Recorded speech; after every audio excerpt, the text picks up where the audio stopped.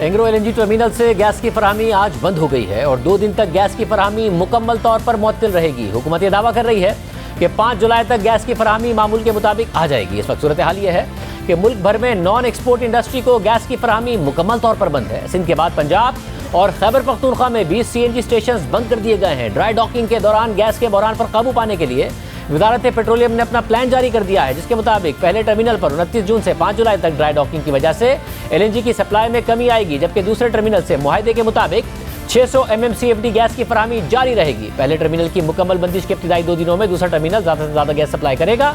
4 जुलाई से दोनों टर्मिनल से गैस की फराहमी 824 MMCFD हो जाएगी और फिर 5 जुलाई से पहले टर्मिनल से मामूल के मुताबिक गैस की फराहमी शुरू हो जाएगी और दोनों टर्मिनल से 1152 MMCFD गैस फराहम की जाएगी। वजारत पेट्रोलियम के मुताबिक 5 जुलाई तक गैस की कमी को पूरा करने के लिए non export industry, fertiliser, CNG और सीमेंट सेक्टर को महदूद गैस फराहम की जा रही है। बिजली की तलब फर्नेस ऑयल और डीजल से पूरी की जाएगी। आज वजारत पेट्रोलियम ने कहा कि दूसरे टर्मिनल से 600 MMCFD मुआहदे के तहत गैस सप्लाई होगी, मगर गुज़िश्ता जुमेरात को ही वफाकी वज़ीर असद उमर ने कहा था कि उन्हें खुद वज़ीर तवानाई ने बताया है कि जब एंग्रो का टर्मिनल ड्राई डॉकिंग पर होगा तो दूसरे टर्मिनल पर 750 MMCFD का इंतजाम कर लिया गया। मगर फिर वज़ीर आज़म के मामले खुसूसी ताबिश गौहर ने हमारे प्रोग्राम में कहा कि दूसरे टर्मिनल से इजाफी कैपेसिटी की सप्लाई आर्बिट्रेशन की वजह से मुमकिन नहीं। जो दूसरा टर्मिनल है उस पर 600 MMCFD आप कह रहे थे हमारे साहब की गैस आ रही है, हालांकि 750 MMCFD आ सकती है जब 17 किलोमीटर की पाइपलाइन बिछ गई है। तो कराची की इंडस्ट्री को इस क्राइसिस से आप बचा सकते थे, आप वहाँ पर LNG मंगा लेते, आपने टर्मिनल को भी नहीं पूरी तरह यूटिलाइज़ किया, दूसरा टर्मिनल यूटिलाइज़ कर लेते अगर पहला ड्राई डॉकिंग पर जा रहा है और वैसे गैस फील्ड मेंटेनेंस पर जा रही हैं। देखिए, दोनों जो टर्मिनल हैं इस वक्त मुकम्मल अपनी पैदावारी सलाहियत के मुताबिक चल रहे हैं, ना कम ना ज़्यादा। लेकिन जहाँ तक इजाफी इस वक्त कितने 600 MMCFD दोनों। ताबिश गौर साहब, आप लोगों ने पहले पीपल्स पार्टी पर इल्ज़ाम लगाया था कि ये 17 किलोमीटर की पाइपलाइन की इजाज़त नहीं दे रहे, दे दें तो 1400 MMCFD हम ड्रॉ कर सकते हैं। फिर नदीम बाबर साहब ने दिसंबर में अनाउंस किया कि वो 17 किलोमीटर की पाइपलाइन बिछ गई है, इसलिए हम 1400 MMCFD ड्रॉ कर सकते हैं। और आप लोगों ने अगले महीने के लिए, अगस्त के लिए और सितंबर के लिए जो टेंडर इशू किया है वो 5-5 एक्स्ट्रा कार्गो का किया है, यानी कि आप एक्स्ट्रा ड्रॉ कर सकते हैं वहाँ से, फुल कैपेसिटी पर नहीं चल रहे हैं। देखिए शाहजेब, इन दोनों टर्मिनल में कुछ पेचीदगियाँ हैं। जैसे आपके इल्म में है, टर्मिनल जो पहला वाला है उसमें नैब की कार्रवाई हो रही है और उनकी भी बड़ी सख्त बंदिश है कि इजाफी तो उनकी कैपेसिटी उसको इस्तेमाल ना किया जाए, उसको हल करने की हम कोशिश कर रहे हैं। दूसरा जो टर्मिनल है उसमें भी इंटरनेशनल आर्बिट्रेशन चल रही है, लेकिन हम उसके बावजूद उनसे बातचीत कर रहे हैं कि सर्दियों से पहले ये मामला तय हो जाए और जो इजाफी कैपेसिटी है उसको बलवकाल लाया जाए। फिर गुज़िश्ता रोज़ हमारे ही प्रोग्राम में हमादर साहब ने तस्दीक की कि टर्मिनल्स की इजाफी कैपेसिटी पर नैब के केसेस और इंटरनेशनल आर्बिट्रेशन चल रही है। उसके ऊपर नैब के केसेस चल रहे हैं और इंटरनेशनल आर्बिट्रेशन चल रही है। जब तक वो इंटरनेशनल आर्बिट्रेशन सेटल नहीं होती, हमारे पे भी एक ममानियत है कि हम नहीं कर सकते। पिछले हफ्ते ताबिश गौर साहब से पूछा तो उन्होंने भी ये कहा कि जी एक टर्मिनल पर नैब का मसला है, दूसरे पर लिटिगेशन का मसला है।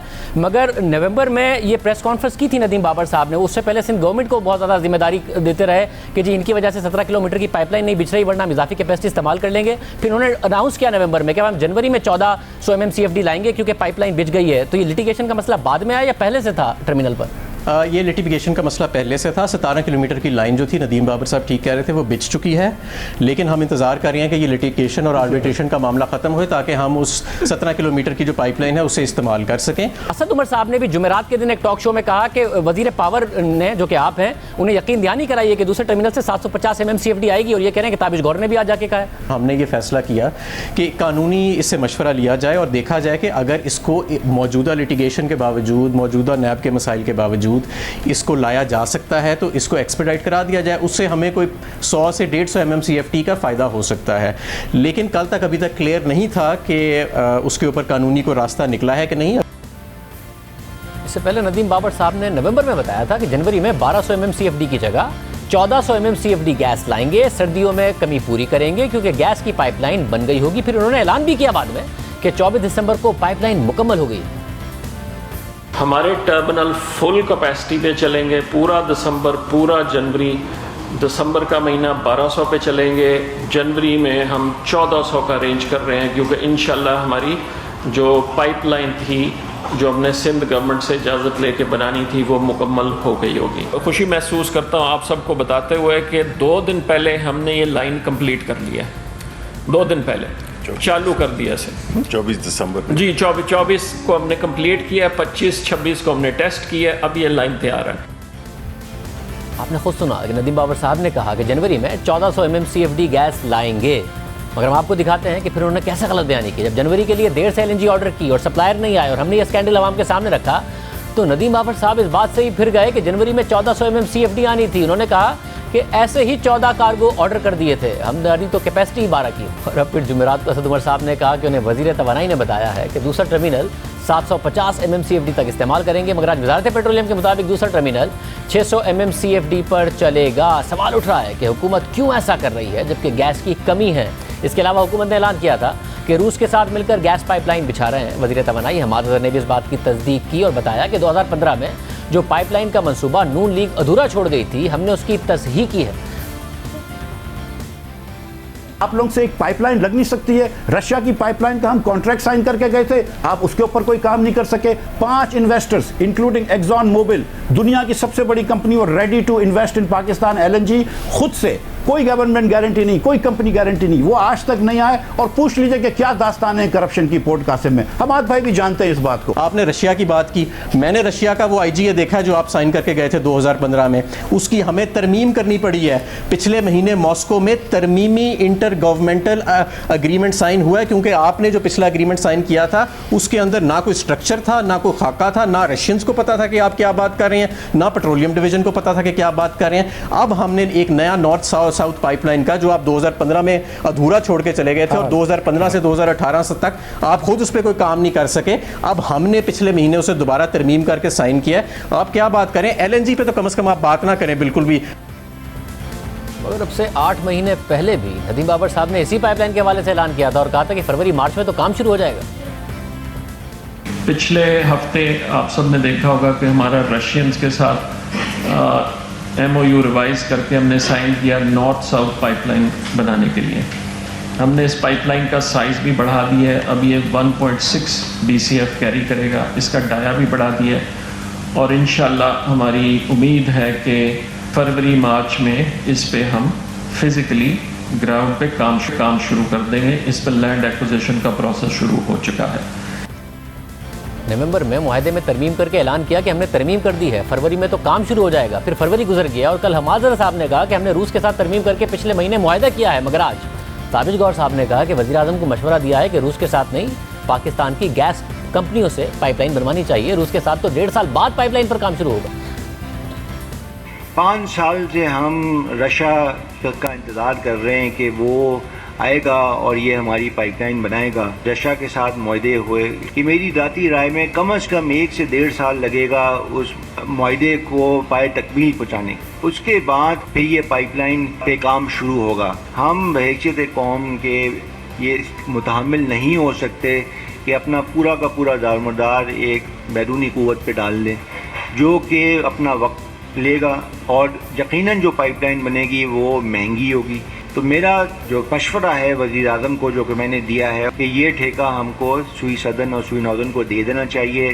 वो जल्दी और सस्ती ये गैस पाइपलाइन बिछा देंगे। GIDC का पैसा कौम की अमानत है, हमारे पास है, उसी को बरकाल लें। हमें किसी और से मदद मांगने की ज़रूरत नहीं है। 42 इंच की पाइपलाइन अगले 10 साल के लिए हमारे लिए बहुत ज़्यादा है। हर कुछ महीनों बाद हर वज़ीर या मुशीर के अपने अपने बयानात होते हैं, मगर मुल्क में गैस का बहरान है। और आज वज़ीर आज़म के मामले खुसूसी ताबिश गौहर ने कराची में सनतकारों से मुलाकात भी की है। हमारे साथ सदर FPCCI नासिर हयात साहब मौजूद। नासिर हयात साहब बहुत शुक्रिया। नासिर हयात साहब, हुकूमत ने वैसे भी कहा है कि एक्सपोर्ट इंडस्ट्री के लिए गैस हम मुनक़ता नहीं की है, मगर आपने अपने जो ख़त लिखा हमाद अज़हर साहब को, उसमें ये मेंशन किया गया कि एक्सपोर्ट इंडस्ट्री भी मुतासिर हो रही है। आज क्या आपके कंसर्न्स दूर हुए? ताबिश गौहर साहब उन्हें दूर करने में कामयाब हुए? देखिए, बात यह है कि ये जो पेपर पे है कि एक्सपोर्ट इंडस्ट्री की नहीं काटी गई, आज ताबिश गौहर साहब आए थे, वहाँ सब ने कंफर्म किया कि एक्सपोर्ट इंडस्ट्री की भी गैस कट गई है और जहाँ चल भी रही है तो प्रेशर बहुत लो है। तो ये उनका दावा गलत है, एक्सपोर्ट इंडस्ट्री की नहीं काटी गई। इस बात से जो है ना, मैं आपको कैटेगोरी कहता हूँ कि उन्होंने काटी है और उनके पास प्रेशर है ही नहीं। मतलब आपने अपने खत में भी इस बात का जिक्र किया है कि जब ईद की लंबी छुट्टियां आई थी तो उस वक्त या तो ड्राई डॉकिंग हो जाती या फिर जो गैस फील्ड्स हैं सिंध की उन्हें मेंटेनेंस के लिए भेज दिया जाता। कि इसका कोई तसल्लीबख्श जवाब दिया कि सब एक साथ क्यों हुआ और पीक गर्मियों में क्यों हुआ? नहीं, उन्होंने बस यही जवाब दिया कि जहाज़ ओवरड्यू हो चुका था, 1.5 साल पहले करना था। लास्ट ईयर कोविड आया, कोविड में वो टीम नहीं आ सकी, हमारे पास गुंजाइश नहीं थी। और जो हम सारी गैस फील्ड्स की जो मेंटेनेंस करते हैं वो भी एक प्लान के तहत होती है, वो भी साथ कोइंसाइड कर गई। बस वो सब एक किस्म के जो है ना एक एक्सक्यूजेस थे, क्योंकि ये तो देखें इसका कंट्रोल एक जगह नहीं है। जो फील्ड्स मेंटेन करती है वो OGDC करती है, इनका गैस की सप्लाई जो है SNGC करती है। तो ये सारा जो है ना एक जगह कंट्रोल नहीं है। प्रॉब्लम ये है इसका, क्योंकि हमने सब बातें सुन ली, काफ़ी डिटेल में बातें हुई, ऑफ द रिकॉर्ड भी हुई, ऑन द रिकॉर्ड भी हुई। सबसे बड़ा जो प्रॉब्लम है ना, इसका कंट्रोल एक जगह नहीं है और इसके अंदर बहुत सारी इंटरफेरेंस है और बहुत जो डिपार्टमेंट्स हैं या इदारे हैं इनका जो है ना राब्ते का फुकदान है।